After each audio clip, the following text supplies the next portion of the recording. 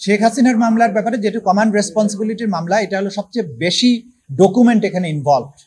সেটারও চূড়ান্ত পর্যায়ের কাজ চলছে, আশা করছি ঈদের পরে সেটাও চলে আসবে।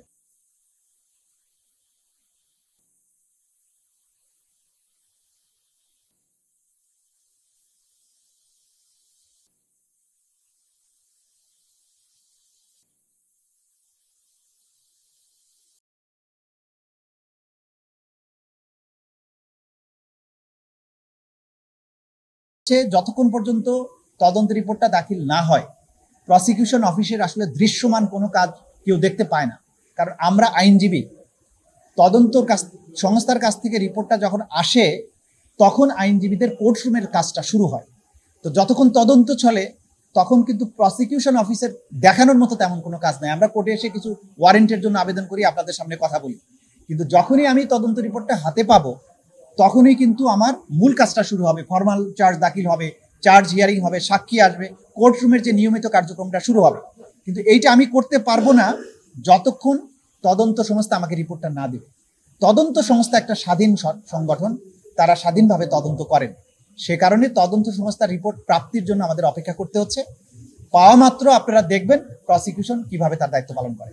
ইনশাআল্লাহ সেটা ঈদের পর থেকে দৃশ্যমান হবে। এই ঈদে জামা জুতো অ্যাকসেসরিজের ডিসকাউন্ট।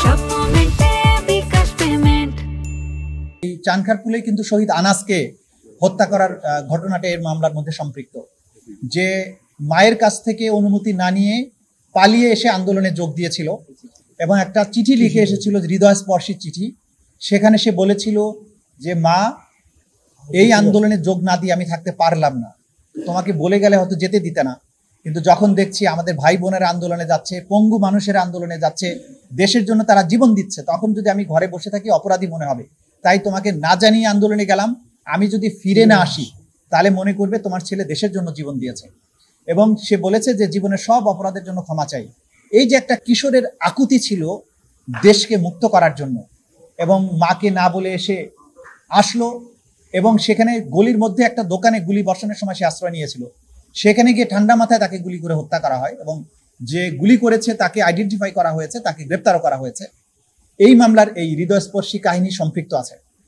তো আমরা যেগুলো তথ্য পেয়ে গেছি, এই চূড়ান্ত রিপোর্টটা পরপরই ঈদের পরপরই আশা করি আমাদের হাতে আসবে এবং সেটারও বিচার প্রক্রিয়া শুরু হয়ে যাবে। আমরা এইসব শহীদদের পরিবারের প্রতি, শহীদদের প্রতি যে দায়িত্ব সেটা আমরা পালন করব। এই ঈদে জামা জুতো অ্যাকসেসরিজের ডিসকাউন্ট। শেখ হাসিনার মামলার ব্যাপারে যেটা কমান্ড রেসপন্সিবিলিটির মামলা, এটা হলো সবচেয়ে বেশি ডকুমেন্ট এখানে ইনভলভ। সেটারও চূড়ান্ত পর্যায়ের কাজ চলছে, আশা করছি ঈদের পরে সেটাও চলে আসবে। কারণ শেখ হাসিনার কমান্ড রেসপন্সিবিলিটি প্রমাণ করার জন্য সবগুলো মামলারই কিন্তু এক্সট্রাক্ট, সব ঘটনারই এক্সট্রাক্ট কিন্তু এখানে চলে আসবে। এর বাইরে যে সেন্ট্রাল তার যে সমস্ত ব্যাপার স্যাপার ছিল সেগুলো এখানে আসবে। সুতরাং এটা অনেক বড় মামলা, সেই জন্য এটা একটু বেশি সময় লাগছে, বাট এটাও আমরা আশা করছি ঈদের পরপরই এটাও চলে আসবে আমাদের কাছে। Thank you. ঈদ মোবারক সবাইকে।